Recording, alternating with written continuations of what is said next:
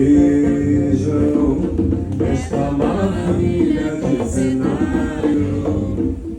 É um episódio delicado e o artista, um sonho genial, escolheu para este carnaval o asfalto com passela, ser a tela do Brasil em forma de aquarela, caminhando pelas serranias do Amazonas.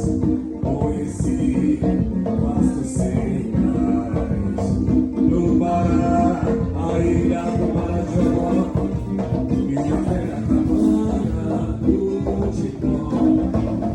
Caminhando aí um pouco mais, preparei um lindo coqueiragem. Só vamos, galera.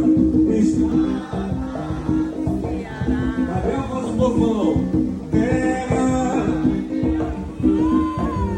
Iracema e Tupã, fiquei radiante de alegria quando cheguei na Bahia, Bahia do Pastoral, Escornagé, nas noites de magia do Candomblé. Depois de atravessar as matas do Ipu, assisti em Pernambuco a festa do frevo e do Maracatu.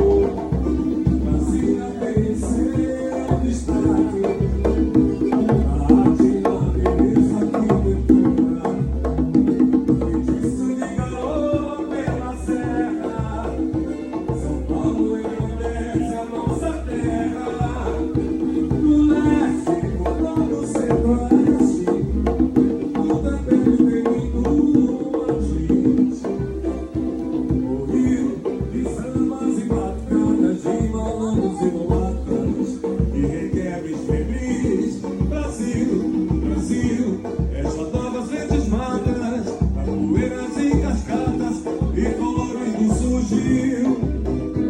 E esse no céu azul de anilho